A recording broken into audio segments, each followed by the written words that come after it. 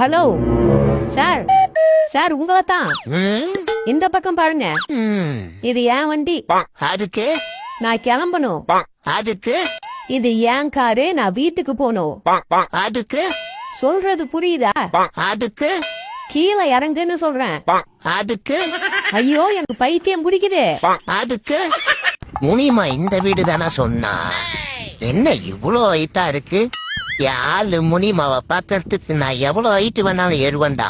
எந்த சக்தியாலும் என்னைய தடுக்க முடியாது. என்ன முனிமா வேற முறையா இருக்கா?